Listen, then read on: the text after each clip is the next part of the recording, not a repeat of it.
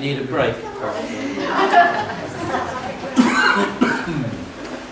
And the honour of best man, as David said, goes to his brother, Mr. Paul Gosling.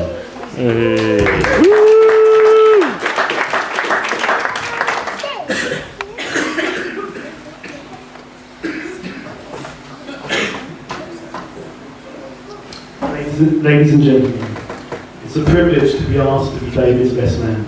He has quite generously returned the favour he asked of me 3.5 sorry. He has quite generously returned the favour I asked of him 3.5 years ago, during which he took the opportunity to make countless very cheap jokes at my expense. Foolishly, David has given me the right to reply. So buckle up, David, this could be a bumpy ride. Before I continue with stories of inflatable sheep and repetitive strain injuries to wrists, I have certain duties to perform. On behalf of the bridesmaids, I'd like to thank David for his kind words. Ella and Holly, who both look stunning today, and only eclipsed by Nikki, who's looking absolutely gorgeous. Having spoken to Ella and Holly, I know how thrilled they are that their mum and dad are now married. I know that Nikki's been a little bit concerned about what my content of the speech may be. So I've developed an idea that puts some of the control into David's hands of what I'm going to say.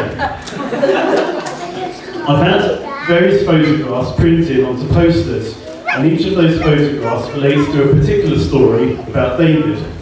There's 7 photographs, but David, you only need to pick 6. So one of them I won't tell a story about. You probably know what the stories are, so you have the control. There's certain young ladies in the audience who are going to give me a hand. So if you can all jump up and head towards the stage. Natalie, Ella, Holly.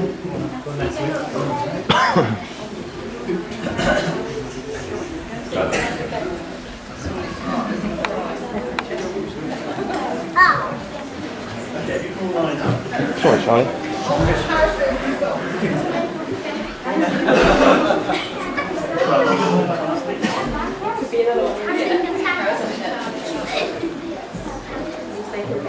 Make sure they're all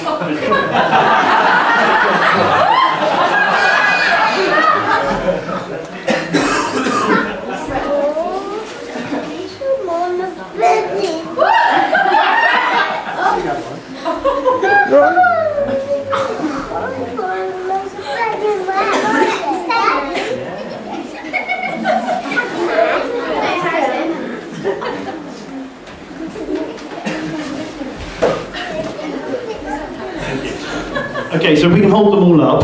For those of you at the back, we have a picture of Southampton Football Club logo. We have a gay bar sign, we have a watch, we have Borat in a mankini, we have a disposable camera, we have some hankies, and we have, someone knows the story, and we have a Screwfix catalogue. So David, take the first pick, which one?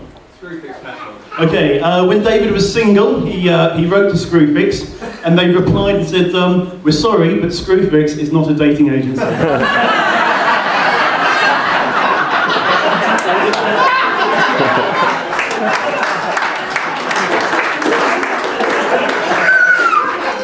Okay, next one. Thank you. No, I'll say that to last. I'm intrigued by the gay bar. Hang on, let me change that. I'm intrigued by the gay bar, but not in that sense. Gay bar? Gay bar? Yeah, because I think this might incriminate you as well. No. Okay, when we were younger, a group of us were touring Southampton, touring some pubs, and we accidentally stumbled into a gay bar. All of us, except David, understood the nature of the bar we walked into. All of us, except David, made a quick retreat. David was quite happy to stand at the bar, order a drink, and socialise with the shirtlifters at the bar. We met up with David later that evening, and he asked us, he said, why did you all leave? We said, well, the bar just looked a bit messy. And David said, messy? You should have seen the landlord's accommodation upstairs, that was really messy.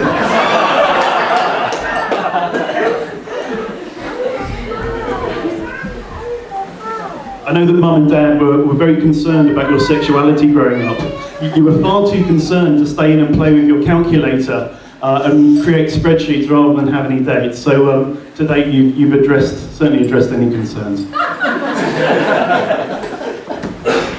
Okay. Southampton Football Club. Okay, Saints. Your sign keeps slipping downwards. It's a bit concerning. But, perhaps it's sliding down the table like Saints do occasionally. Okay, yep, Southampton Football Club. A previous girlfriend of David, when they split up, she suggested that he liked Southampton Football Club more than he liked her. David didn't say, but he actually liked Portsmouth Football Club more than he liked her.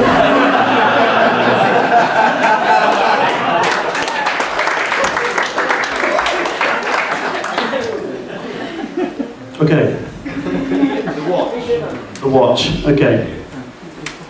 In his late teens, David bought himself a self-winding watch. This is a watch that has no batteries. It winds itself through movement and motion. And after a prolonged period of glandular fever, during which David didn't use the watch, it stopped working. So what did David do? Returned to the shop where he bought it, in front of a shop full of people, demanded that the shop owner gave him replacement batteries. I think the shop owner then suggested that you shouldn't wear your watch on your right wrist to avoid overwinding it.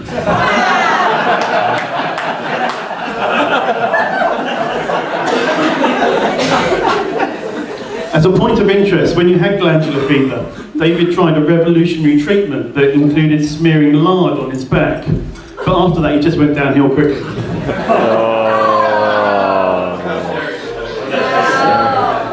Okay, we've got three left. We've got a mankini, we've got a disposable camera, and we've got some hankies. Yeah, we'll say the hankies. The camera. The camera, okay.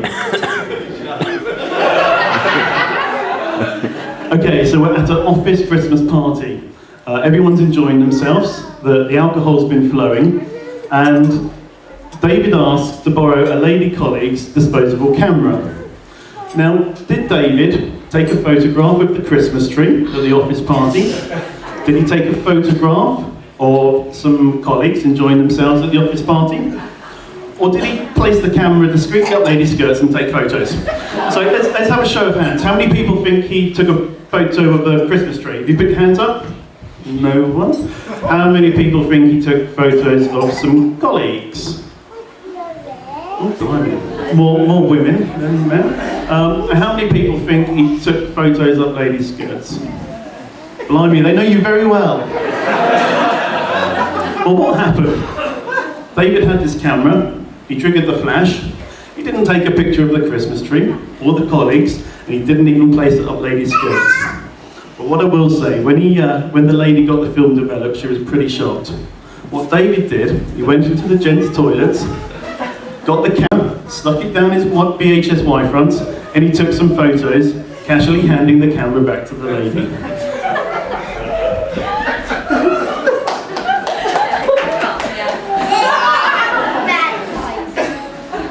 Okay, so we've got two left. We've got a mankini, and we've got some hankies.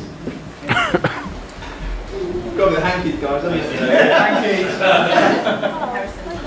Okay, most people see hankies as a permanent washable tissue, a cleansing instrument that's kept in your pocket and is used for wiping your face and wiping your nose. But for David, hankies have a much more important use. David suffers from chafing between his buttocks whenever he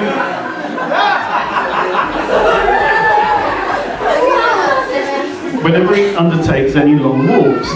And as a way of preventing the chafing, he takes out his nice clean white hanky, puts it between his butt cheeks, and in that way, he prevents the chafing. Now, when you guys were on holiday in Lapland recently, I took the opportunity to visit your wash bin at your house, and I got one of your hankies.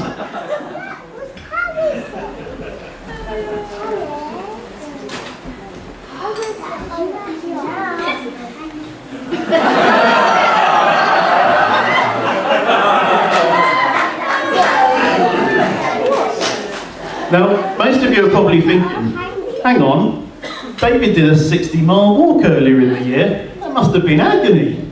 But for David, he drew some inspiration from when his children were babies and came up with a new method of preventing this butt chafing. If you hold on 2 minutes, I'll just put the mic down.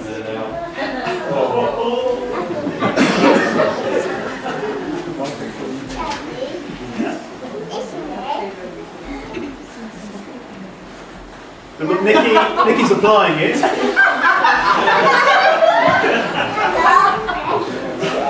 Nikki's applying it. What is it, you ask? It's nappy rash cream.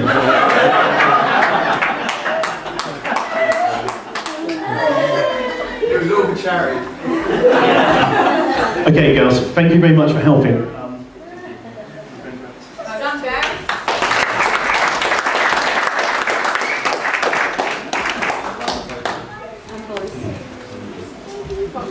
Despite David's rocky dating history, he has found his perfect match in Nikki. David and Nikki have been dating for more than 10 years, and they met whilst working for accountancy firm Burnett Swain. Now, I want to get some suggestions from the audience as to where they may have went, where they may have gone on their first date. So Simon, give me a suggestion. Where would you take your first date? The theatre. Theatre's good. Derek, how about you? Where would you take a lady on a first date? Probably a nice restaurant. That's nice, yeah, very nice. Maybe Paris. Paris is good, yeah. Paris is very good. Let's go this way. Oh, excuse me. Chris. That's Chris for God's sake. You're romantic. Where would you take someone on the first date? Theatre. Lovely stuff. Mum, your son's nice and romantic. Where would you think David took Nikki on a first date? They had the races? Anne, you've got a young 11 daughter that has 3 wined and dined. Where do you think she would go on her first date? Take away fish and chips? Like it? Well, I can reveal their first date wasn't in a restaurant, wasn't in a theatre. There's 2 faces here. They look more nervous than a kid at a Michael Jackson sleepover.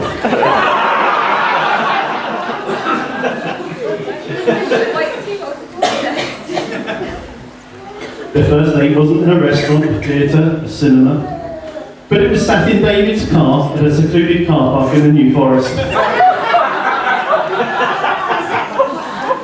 Now, who should be driving into that car park whilst David and Nikki were parked up? But a police car. I suspected the police car had driven in moments earlier. He may have been able to witness the quality of the reclining function on the front of the seats.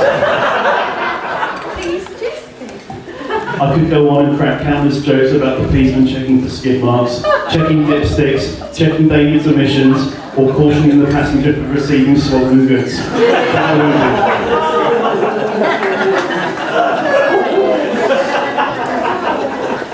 I think David's on that party, you carry on.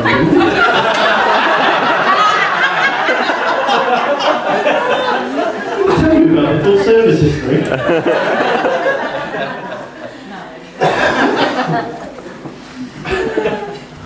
I'll change the subject. The style of weddings has changed significantly over the years, but the traditions related to the bridal night is still treated with so much importance. There was a time, of course, many years ago, when the bridal night was the most significant night of a young couple's lives, as they'd never have a hand on one another. They couldn't wait for that moment of passion. I need to pick my words very carefully now, because I've got kids in the room. They couldn't wait for that moment of passion, so the bride and groom would rush the service, they'd limit the courses at the wedding breakfast, and they'd often leave the reception at 10:30 in the evening to enjoy the bridal night at the earliest possible time. Things are a little different here. David and Nikki have been together for more than 10 years. They have 2 children, and to be honest, they probably stopped shagging 2 years ago. There is no chance of David and Nikki leaving this reception at 10:30 this evening.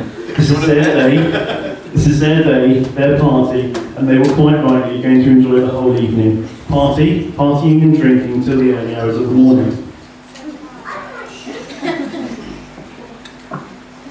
So let us picture David and Nikki's bridal night.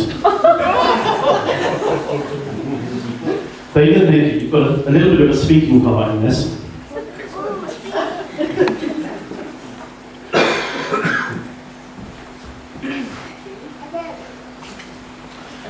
Okay, so after a night of partying, David and Nikki stumbled drunkenly back to their bridal suite, struggling to unlock the door, unable to locate the light switches, We need carrots. and falling over all the furniture. Completely wasted, out of the blue, the bride drops the bombshell. Right, we have to consummate our wedding. Sorry, did that end drunk voice? In a drunken voice. Right, we Very good. David says, No way. I've had 20 wines and have the rigidity of a wet flannel. under pressure the groom relents, and they embrace in the hope that something will get going. After a bit of romance begins to develop, David feels more confidence in his ability to perform. But oh no, disaster! One of those birds with a bit of sick in it. As the gastric juices burn at David's throat, Nikki wanders into the bathroom to eat some toothpaste. 5 hours later, David wakes up on the floor of the bathroom. Trousers round his ankles, tube of Colgate in his eye, disposable camera in the gusset of his pants, and a stained hanky on the floor next to him.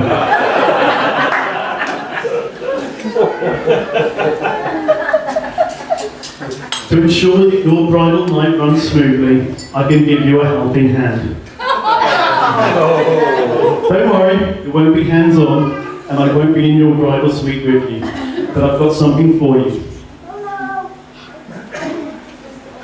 I've got David, packet of Viagra.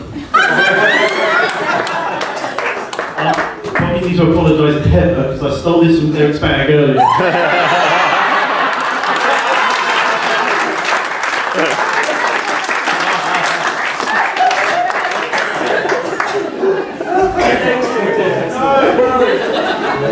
Even if the romance doesn't happen, at least it'll stop you rolling out of bed at night. But make sure you swallow the tablets properly, otherwise you'll just wake up with a stiff neck. The tablets I've given you are special Viagra. They're James Bond Viagra. They're called that because they make you Roger Moore.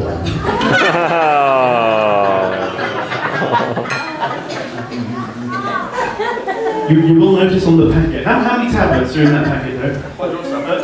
Just on the front. It says how many? Four tablets.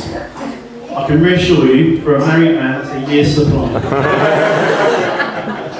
To make sure I've covered all bases, I've got something for Nikki as well. I've got some Nurofen. How many tablets has she got? Okay, I've got some cards to read out now.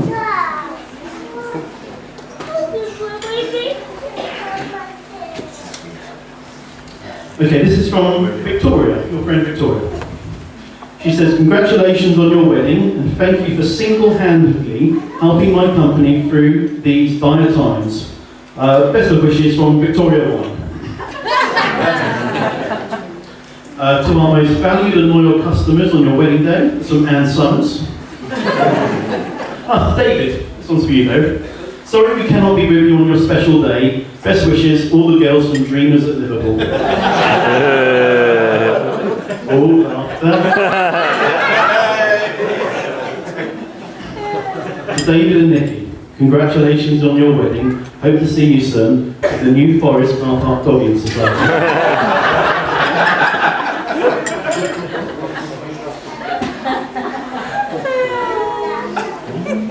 David's passion is golf, and as part of the stag celebrations, we had an excellent golf weekend.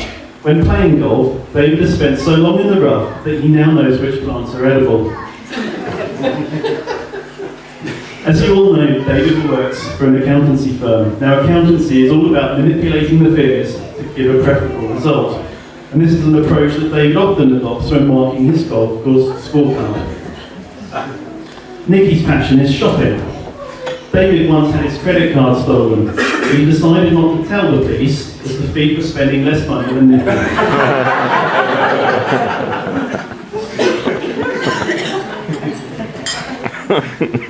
David, you are a very lucky man, as today you leave here having gained a wife who is warm, loving and caring, a wife who is funny and who radiates beauty. Nikki, you're a lucky lady, as today you leave here having gained a gorgeous dress and a beautiful bouquet of flowers.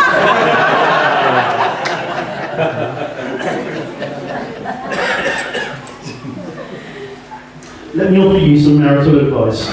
David, if Nikki says she'll be 5 minutes, she'll be an hour and 5 minutes. Nikki, if you ask David to do some DIY around the house, it will get done. There's no need to remind him every 6 months.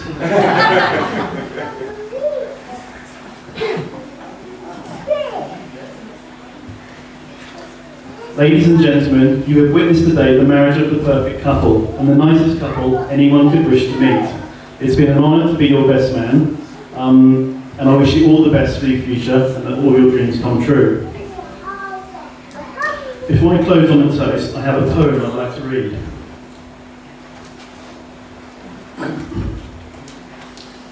The perfect groom is gentle, never harsh, cruel or mean. He has a beautiful smile and keeps his face so clean. The perfect groom likes children and will raise them by your side. He will be a good father and a husband to his bride. The perfect groom likes cooking, cleaning and laundry too. He will do anything in his power to show his love for you. The perfect groom is sweet, writing poetry from your name. Is the best friend to your mother and kisses away your pain. He will never make you cry or hurt you in any way. And if this poem turns out to be true, then David, you really are gay.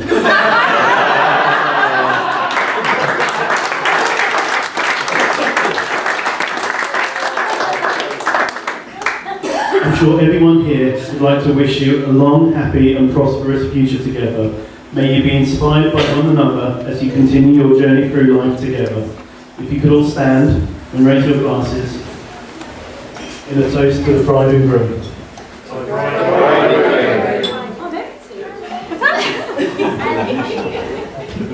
Thank you very much.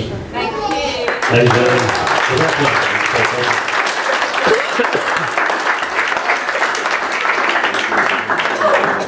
And now, ladies and gentlemen, as David and Nicola make their way up to this amazing cake to cut their cake, please give them a warm round of applause.